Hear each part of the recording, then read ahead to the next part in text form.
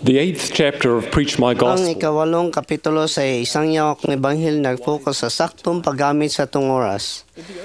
Sa sinugdanan, si Elder M. Russell Ballard nagpahinumdum nato nga kita kinahanglan mohimog tumong nga masteron ang mga teknik niini. Ang pagmaster sa mga techniques sa atong tumong apil nga pagka-master sa pagduma sa atong oras. Mapasalamaton ko ni President Tim Monson sa tanan niyang gihimo isip usa ka propeta sa Dios. Iyang gisiguro sa mas kibuhat sa manluluwas nga makabisita gihapon sa masakiton. Pagbayaw sa kabus nga espiritu o sa mahimong sulugoon sa tanan. Mapasalamaton ko sa ehemplo sa uban nga miserbisyo sa isig katao.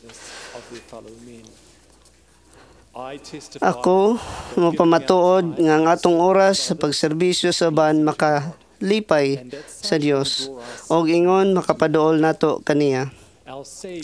Ang atong manluluwas nagmatinuoron sa iyang pulong kay siya kinsa nagmatinud-anon og malamon diha sa panahon pagaisipon nga takos sa pagpanunod sa mga mansyon nga giandam alang kaniya sa kangamahan.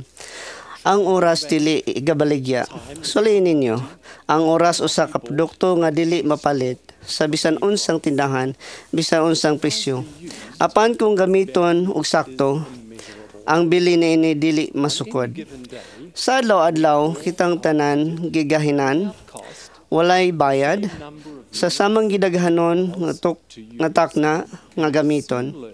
O sa dili madugay, atong mahibaluan sama sa kanta nga nagtudlo, ang panahon manglabay nga dili na mobalik. Unsa ang atong panahon nga nanato nga kinahanglan gamiton sa malamon? Si President Brigham Young mingon, kitang tanan nakautang sa Dios sa abilidad sa paggamit sa panahon sa mapahimuslan og siya maningil kanato nini higpit sa pagsubay sa paggamit sa atong gihimo nini nga abilidad. Sa kadaghanan sa atong trabaho, kinahanglan makahimo kita og prioridad sa pagpahaom sa tumong og risgo sa mabantang sa hangin na pagpalangay-langay o mapadpad sa pag-usik sa kalihukan ngadto sa lain. Gitudluan kita og maayo bahin sa mga prioridad sa Ginoong magtutudlo sa dihang siya mideklarar sa iyang wali sa bukid. Busa, ayaw pangita sa mga butang niini nga kalibutan apan paninguha kamo sa pagtukod og usa ka gingharian sa Dios og sa pagpatunhay sa iyang pagkamatarong. O si Alma naghisgot sa mga prioridad sa dihang siya mitudlo nga kini nga kinabuhi nahimo nga usa ka panahon sa pagsulay, usa ka panahon sa pagpangandam sa pagsugat sa Dios. Unsaon sa paggamit sa daghang kabilin sa oras sa pagpangandam sa pagsugat sa Dios nagkinahanglan og giya. Apan sigurado nga atong ibutang ang Ginoo ug ang pamilya ibabaw sa lista. Si President Uchtdorf nagpahinumdum nato sa relasyon sa pamilya ang gugma gispelling kini og ORAS.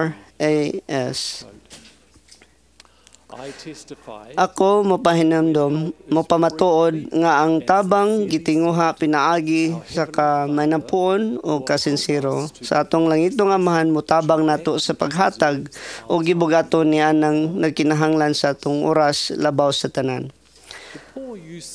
Ang pobre mogamit sa oras sa sud igagaw sa katapulan.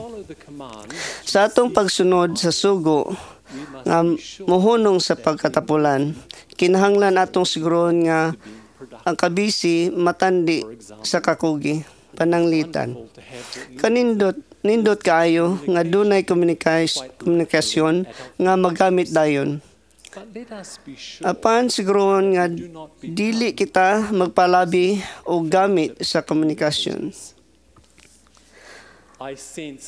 Akong namatikdan nga ang uban nalitag sa bag-ong adiksyon nga mukuha og dakong panahon. giving the false impression. Kahatag natong maayo nga impresyon nga kabisi o kagugi. There is much that is good. Dunay daghang maayong gamit sa komunikasyon o impormasyon. I have found it helpful Kini makatabang sa pagpangita og mga artikulo, talks, mga pakipulong sa komprensya, mga record sa katigulangan o pagdawat og mga email. tweets, and Pahinumdom sa Facebook, Twitch o mga text. Kini mga butanga maayo. allow them to Dili kita makatugot niini nga muwakli sa mga butanga labing importante. how sad it would be Pagkasubo kon ang telepono o computer all of this sa sophistication sa tanang kakomplikado nini makapawala sa sincero to a loving nga pag-ampo ngadto sa mahigugmaong amahan sa langit. be as quick to kneel. Kinahanglan dali kitang makaluhod sama sa text. Electronic games Ang electronic nga mga dula o cyber nga pag-ila-ila for real dili malungtarong can give an encouraging ikapuli sa tinuod nga higala kinsa makahatag og madasigong pagakos makaampo alang kanato nagtinguha sa tong kayuhan.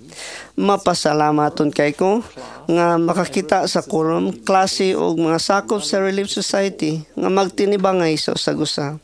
on such occasions Usa sa mga okasyon understood nga nasabtan nako pag-ayo sa ipasabot ni Apostol Pablo sa dihang siya mingon, kamo karon dili na mga langyaw o mga dumudoong kundi mga katagilungsod sa mga balaan. greatest Nasayod ko nga ang atong dakong kalipay moabot kung kita nahiangay sa Ginoo a lasting o sa mga butang nga dunay mahangturong ganti kaysa daghang mga oras hours of sa status updates, status updates, internet farming, o catapulting Angry Birds sa simentadong bongbong. I urge each of us Muawhag ko kaninyo those things sa pagsalikway sa mga butang nga nagkawat sa atong oras o determinadong than allowing mahimong ilang agalon kaysa magpaulipon sa makaadik nga matang nga mahimo natong agalon. peace. Aron makabaton sa kalinaw nga gihiskutan sa manluluwas, kinahanglan ihalad nato ang oras ngadto sa mga butang nga mas importante o ang mga butang sa Dios nga mas importante. We engage Sa atong pagduo sa Dios pinaagi in prayer, sa sincero nga pag-ampo, study each day for pagbasa o pagtuon kada adlaw sa mga kasulatan, mamalandong sa atong nabasahan og nabati. Og dayon gamiton og sundon ang mga leksyon nga nakatunan, mas mapaduol kita ngadto kaniya. Ang saad sa Dios mao nga kung kita magsiksik nga makugihon sa labing maayo nga mga basahon, siya mohatag kanato sa kahibalong pinaagi siyang balaan nga espiritu. Si Satanas mutintal nato nga sa hiwi nga paggamit sa atong oras. Pinaagi sa paglingya.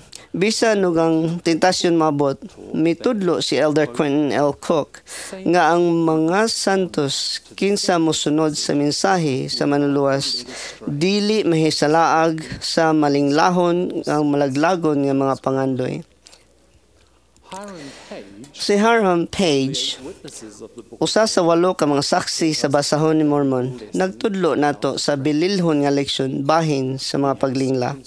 Siya dunay bato o pinaagi nini na record ang iyang gituhuan nga pinadayag alang sa simbahan. on being corrected. Gikorhian Count says the ang storya nagingon nga ang bato gikuha o gidugmok aron kini dili na makalingla. I invite us Mudapit ko ninyo to identify nga ilhon ang lingla distractions sa pag-usik sa atong oras sa atong kinabuhi to be nga kinahanglan natong dugmokon. into dust. We will need to be wise Kinahanglan kita nga maalamon sa atong paghukom sa pagsiguro nga ang atong oras mabalanse aron malakip ang Ginoo, pamilya, trabaho ug maayo nga makalingaw nga mga kalihukan. many have Daghan na ang nakadiskubre. Dunay nagkadugang nga kalipay sa kinabuhi kung atong gamiton ang atong oras sa pagpangita ni atong mga butang nga mahiyason, matahom, ug maayo og dungog o dalaygon. Ang oras paspas kaayong mohagtik. Karon ang maayong nga adlaw, samtang ang orasan sa pagkamortal mohagtik. Sa pag-review, unsay atong gibuhat sa pagpangandam sa pagsugat sa Dios. Ako mo pamatuod nga dakong mga ganti alang niadtong mugahin og oras dinhi sa mortalidad sa pagpangandam sa pagka-immortal o kinabuhing dayon. Sa pangalan ni Hesukristo. Amen.